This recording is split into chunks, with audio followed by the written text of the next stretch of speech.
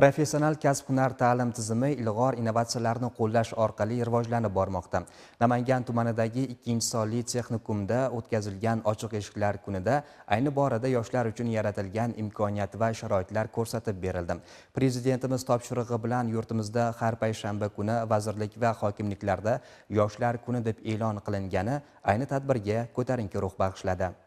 Bugun respublikamizda ta'lim tizimini rivojlantirish, mutaxassis kadrlar sifatini tubdan yaxshilash borasida keng miqyosli islohotlar amalga oshirilmoqda. Xususan, o'quvchilarni aniq bir yo'nalishda kasb egasi yoki mutaxassis etib tayyorlash maqsadida professional ta'lim tizimiga yangi tajribalar joriy etilyapti. Mazkur texnikumda o'tkazilgan tadbirda tuman hokimi va huquqni muhofaza qiluvchi idoralar vakillari ishtirok etishdi. Mavjud umumta'lim maktablarining 9 va 11 sinf bitiruvchilari jam bo'lgan tadbirda so'z olganlar mamlakatimizda yoshlarning bilim olishi, o'qib izlanishi va kasb egallashi uchun barcha sharoitlar muhayyo etilgani, yoshlar bu imkoniyatlardan foydalanib yurt koriga yaraydigan, islohotlarga daxldorlik hissi bilan mustaqil hayotida kasbi ortidan oilasiga daromad keltiradigan insonlar bo'lib, kamolga yetishlari haqida fikr-mulohazalar aytishdi. Kasblar festivaliga aylangan tadbirda texnikumdagi ixtisosliklar bo'yicha qatnashchilarga batafsil tushunchalar berildi. Hozirda o'quvchilarimiz 850 nafardan oshiq, 11-sinf bitiruvchilari qabul jarayonlari ham boshlangan.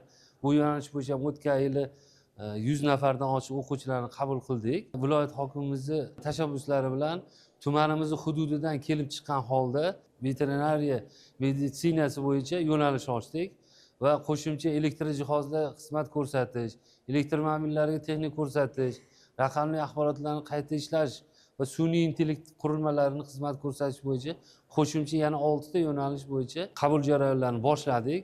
Toshbuloq tekstil, ya'ni klaster, nam motor korxonalari bilan shartnomalar imzolangan. Talabalarimiz dual ta'limda 2 kun o'qish bo'ladi, 4 kun dual ta'lim bo'yicha borib korxonalarda o'zlarini amaliyotlarini, o'zlarining tajribalarini orttirib, keyin esa o'sha yerda ishlab qolish imkoniyatiga ega bo'lishadi. 4 ta yo'nalish bo'yicha kurs tashkil qilganmiz. Xorijiy til bo'yicha, tikuvchilik bo'yicha, qandolatchi, kasbga o'qitish bo'yicha ish boshlaganmiz. Bu ham mahallamiz fuqarolar uchun katta imkoniyat yaratilyapti. Darhaqiqat bugun yoshlarning kasb egallashi uchun barcha imkoniyatlar bor. Axborot xavfsizligi, moliya, avtomobillarni ta'mirlash va ularga texnik xizmat ko'rsatish, tikuvchilik, oshpazlik, elektrik, kompyuter grafikasi va dizayn operatori kabi 10 ga yaqin ixtisosliklar bo'yicha 9-11 sinf bitiruvchilariga kunduzgi sirtqi va dual ta'lim yo'nalishlari bo'yicha ma'lumotlar berildi. Ahamiyatlisi, zamon bilan hamqadam texnikum jamoasi Xitoy, Singapur, Germaniya davlatlari bilan qo'shma ta'lim dasturlari asosida ishlamoqda. 1050 o'ringa mo'ljallangan ushbu muassasani joriy yilda 348 nafar o'quvchi tamomlamoqda. Hozirga qadar ularning 85%ning bandligi ta'minlangan. Dual ta'lim bo'yicha 6 ta korxona bilan hamkorlik yo'lga qo'yilgan. Avtomobil shassiyalariga texnik xizmat ko'rsatish yo'nalishi bo'yicha tahsil olaman.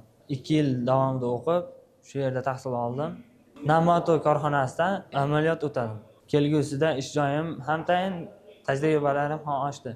Kasb-hunarli bo'lganimdan juda ham xursandman. Hozirda texnikumda kompyuter sinflari, zamonaviy auditoriyalar, sport majmualari, amaliyot ustaxonalari, 10 dan ortiq avtomobil turlari, kutubxona o'quvchilarning bilim va malakasini oshirish uchun xizmat qilyapti. Ularga 50 dan ortiq pedagog ilm-fan sirlarini o'rgatib kelmoqda. Ochiq eshiklar kuniga kelgan yoshlar esa bu borada o'z tanlovlariga ega bo'lishdi. Men bugungi ochiq eshiklar kunida ushbu texnikumda yaratilgan sharoitlar bilan tanishdim. Bu yerda menga o'qitish tizimi juda ham ma'qul keldi. Men kelgusida 9-sinfni bitirib, ushbu texnikumda axborot texnologiyalarini qayta ishlash sohasida o'qimoqchiman. Katta ko'tarinkilikda o'tgan tadbir yoshlar hayotida muhim ahamiyatga ega. Kasb-hunar egasi bo'lishni istaganlar uchun esa bu o'ziga xos imkoniyatdir.